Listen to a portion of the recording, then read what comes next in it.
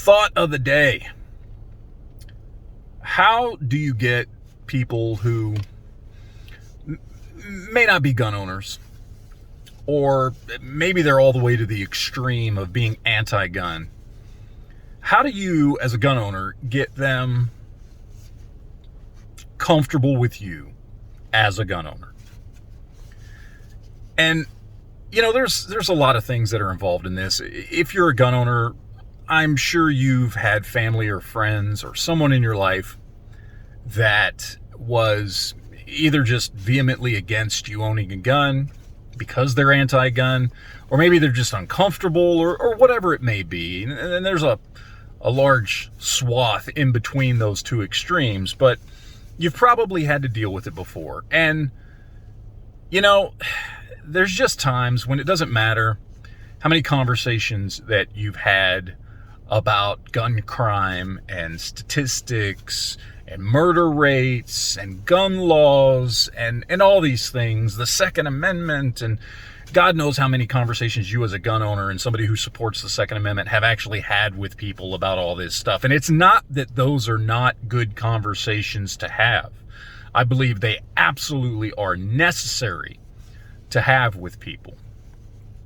But sometimes there's something else you can do that will work maybe even better than having all the conversations in the world about whatever, you know, FBI statistics, or, you know, pointing out that the places with the most gun crime also have the harshest and most restrictive gun laws and things like that.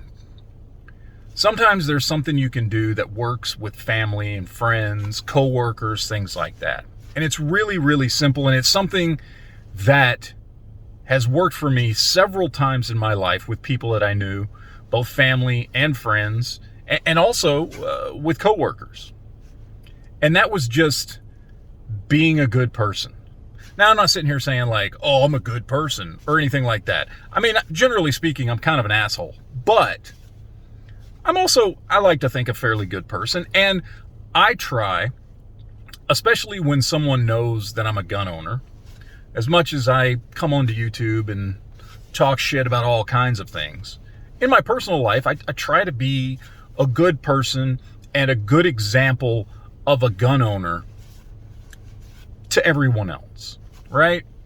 And look, we all have our personality traits and personality flaws, and it's not always 100% there, but I've had people in my life. In fact, one particular person comes to mind, somebody who I grew up with who had reasons, which I won't get into, but had reasons why they were anti-gun and knew that I owned guns. And over time of just being around me, I remember the first time that the conversation came up,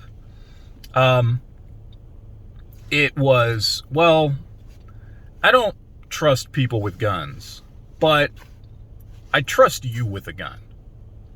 And that eventually evolved into being much more open about the idea of people owning firearms, keeping and bearing arms. And, you know, I'm not saying this person's a full-blown, you know, gun addict now like I am, right? But just the idea of them knowing me and knowing who I was and knowing I was a gun owner, and I never rubbed it in their faces or tried to sit down and lecture them or anything like that, you know, it eventually got them from where they were, which again, I mean, given what I know about what this person experienced, I understood why they were anti-gun. But they moved away from that slowly and a little bit at a time. Now, obviously, this is a long game kind of thing, right?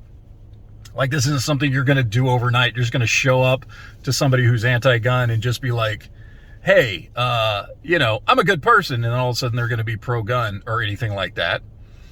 But it is something to think about. You know, sometimes the simple things, sometimes just being, generally speaking, a good person around other people is the best way and works better than all the statistics in the world. So that's it. Thought of the day. Appreciate you guys watching. Have a great day.